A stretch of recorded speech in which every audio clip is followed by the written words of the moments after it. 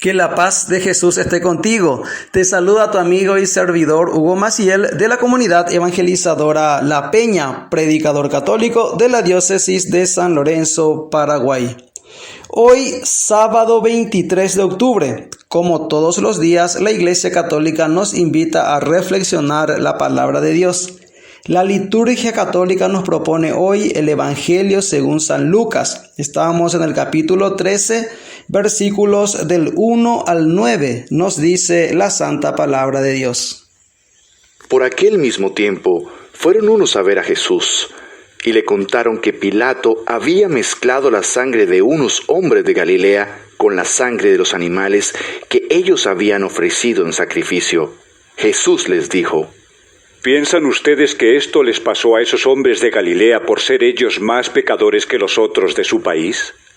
Les digo que no. Y si ustedes mismos no se vuelven a Dios, también morirán. ¿O creen que aquellos 18 que murieron cuando la torre de Siloé les cayó encima eran más culpables que los otros que vivían en Jerusalén? Les digo que no. Y si ustedes mismos no se vuelven a Dios, también morirán. Jesús les contó esta parábola. Un hombre tenía una higuera plantada en su viñedo y fue a ver si daba higos, pero no encontró ninguno. Así que le dijo al hombre que cuidaba el viñedo: «Mira, por 3 años seguidos he venido a esta higuera en busca de fruto, pero nunca lo encuentro. Córtala, pues ¿para qué ha de ocupar terreno inútilmente?». Pero el que cuidaba el terreno le contestó: «Señor, déjala todavía este año. Voy a aflojarle la tierra y a echarle abono. Con eso tal vez dará fruto, y si no, ya la cortarás». Capítulo 13 del Evangelio según San Lucas. San Lucas, el evangelista de la misericordia. El Evangelio de la misericordia. Precisamente hoy, en la 4ª sección del Evangelio según San Lucas, la subida a Jerusalén nos presenta a un Dios misericordioso. Ciertamente ellos tenían la imagen de un Dios vengador, de un Dios justiciero, y con esa imagen que ellos tienen de este Dios es que se acercan a Jesús hoy. Hoy, el capítulo 13, del 1 al 9, la lectura nos ocupa en 2 perícopas. La primera perícopa es la invitación a la penitencia. Va del versículo 1 al versículo 5. Y del versículo 6 al 9 es la perícopa de la parábola de la higuera estéril. Analicemos la primera perícopa, la invitación a la penitencia.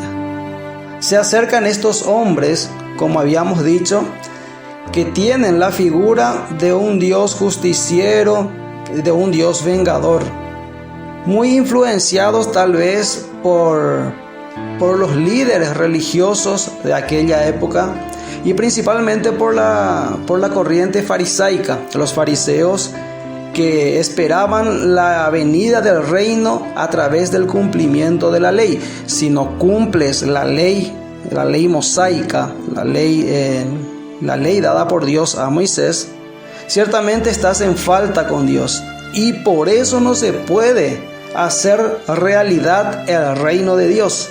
Este reinado de Dios, que recordemos, como habíamos dicho en reflexiones anteriores, ellos tenían como modelo aquel reinado de David, ese reinado davídico, ese momento de esplendor que tuvo el pueblo judío anteriormente, cuando el rey David asumió, y ese reino gozaba de paz, gozaba de mucha tranquilidad, fecundidad y prosperidad. Ellos añoraban ese reinado de David, y algo así tendría que ser nuevamente cuando Dios vuelva a reinar en el pueblo judío. Esa era la imagen de Dios que ellos tenían. Y si los romanos están sobre nosotros, si los romanos son hostiles con nosotros, es porque nosotros estamos en falta con Dios. Y si a alguien le sucede algo malo, es porque está en pecado, porque está en falta con Dios, porque infringió los mandamientos, porque transgredió la ley. Para los fariseos era muy grave el transgredir la ley. Ellos habían fabricado, se habían inventado otras leyes, cantidad de leyes, cientos de leyes más en torno al decálogo, lo que Dios le había dado a Moisés. Entonces, para ellos lo central era el cumplimiento de la ley. Por eso llegan a Jesús y le cuentan de un acontecimiento, o mejor dicho, de un acontecimiento, y Jesús trae a colación otro acontecimiento similar acaecido en Jerusalén en aquellos días.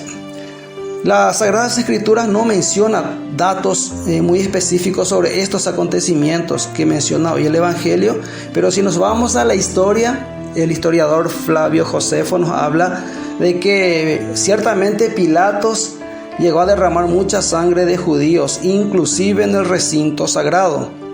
Y es eso lo que hoy en el Evangelio estos hombres se acercan a Jesús para preguntarle para comentarle lo que sucedió y del por qué sucedió esto. Ciertamente Jesús es el que hace este interrogatorio a la gente que viene a consultarlo. Le traen la noticia de que Pilatos derramó sangre en el recinto sagrado en medio de los sacrificios, sangre de personas humanas, o sea, mató personas en el recinto sagrado. Pregunta a Jesús: ¿piensan ustedes que eso les sucedió a ellos porque eran más pecadores que tal vez ustedes, o que otros, o que muchos? Y aquellos 18 hombres que murieron aplastados cuando se derrumbó la torre de Siloé en aquel accidente, ellos también, según la mentalidad de ustedes, ¿les sucedió eso como castigo de Dios? Pues les aseguro que no, dice Jesús.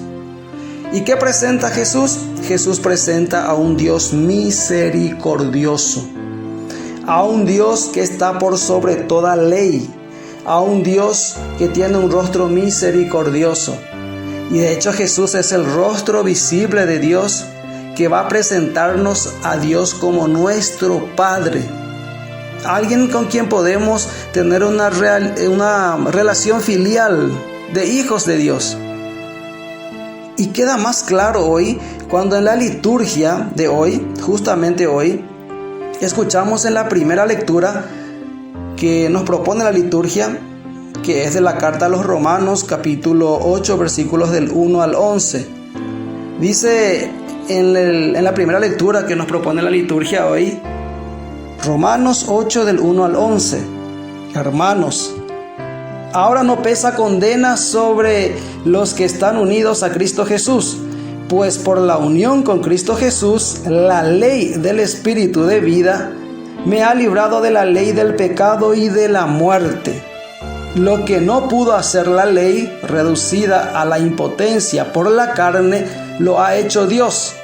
Envió a su Hijo encarnado en una carne pecadora como la nuestra, haciéndolo víctima por el pecado, y en su carne condenó el pecado. Así, la justicia que proponía la ley puede realizarse en nosotros, que ya no procedemos dirigidos por la carne, sino por el Espíritu. Porque los que se dejan dirigir por la carne tienden a lo carnal. En cambio, los que se dejan dirigir por el Espíritu tienden a lo espiritual. Nuestra carne tiende a la muerte, el Espíritu a la vida y a la paz, porque la tendencia de la carne es rebelarse contra Dios. No solo no se somete a la ley de Dios, ni siquiera lo puede. Los que viven sujetos a la carne no pueden agradar a Dios. Pero ustedes no están sujetos a la carne, sino al Espíritu, ya que el Espíritu de Dios habita en ustedes. El que no tiene el Espíritu de Cristo no es de Cristo. Pues bien, si Cristo está en ustedes, el cuerpo está muerto por el pecado, pero el Espíritu vive por la justicia obtenida. Si el Espíritu del que resucitó a Jesús de entre los muertos habita en ustedes, el que resucitó de entre los muertos a Cristo Jesús vivificará también sus cuerpos mortales por el mismo Espíritu que habita en ustedes. Qué claro San Pablo haciendo esta distinción de lo carnal y lo espiritual, de que ciertamente la ley propuesta por Dios en el Antiguo Testamento puede llevarse a cabo y podemos cumplirla, pero no desde nuestras propias fuerzas, con nuestra propia carne, sino gracias al Espíritu que nos vivifica, el Espíritu que nos hace cercanos a Dios, el Espíritu que nos diviniza. Qué interesante, qué importante. Y esto nos ayuda a entender mejor la segunda perícopa, la de la higuera estéril. Porque dice que el dueño de una viña había plantado una higuera en su viña. ¿Y qué dice? Fue a buscar en ella y no encontró. Entonces le dijo al que cuidaba, al que sembró, al viñador: córtala. ¿Para qué ocupar inútilmente el terreno? Pero el viñador responde: Señor, déjala por este año todavía, mientras cabe alrededor, y echa abono. El dueño le decía: hace 3 años que vengo a buscar higos y no encuentro nada, o sea, no hay frutos. Ciertamente el dueño de la viña siempre es Dios. Dios es el dueño de la viña. El viñador en este caso sería Jesús, el que vino a sembrar. Y esas 3 veces o 3 años tal vez se refiera a los 3 años del ministerio público de Jesús, donde Dios quiso buscar los frutos del trabajo del ministerio público de Jesús, pero no encontró. Jesús nuevamente intercede por nosotros: déjala, que yo voy a seguir trabajando en ellos. Ciertamente este Dios misericordioso, por el amor de este viñador que vino a meterse entre la santidad divina de Dios y el pecado del hombre, entre Dios santo y tu pecado, se interpone la acción mediadora de Jesús, mediadora e intercesora. ¿Por qué? Porque Cristo es el único que puede mediar, pero a la vez Cristo intercede a favor tuyo. Por los méritos de Cristo, por la pasión, muerte y resurrección de Cristo Jesús, te hace hijo, te hace hija de Dios. En virtud del sacramento del bautismo, a través del bautismo, sos hijo, sos hija de Dios. Tenés esa relación filial con Dios. En el día de tu bautismo, Él sembró una semilla en tu corazón. Siempre quiere que des frutos y viene a buscarlo. El hecho es que pregúntate: ¿has dado los frutos que Dios desearía? ¿Cómo vives tu bautismo? Ayer celebrábamos al gran San Juan Pablo II, que mucho nos insistió en vivir el bautismo. San Juan Pablo II, siempre que hablaba, recordaba: vivan el bautismo, vivan su bautismo. Y hoy es interesante que esta lectura nos interpele. Primero nos llama a la penitencia, y luego Jesús intercede por aquellos en quien sembró la semilla. Y el día de tu bautismo recibiste esa semilla. ¿Está germinando? ¿Está dando frutos? ¿O qué has hecho con esa semilla?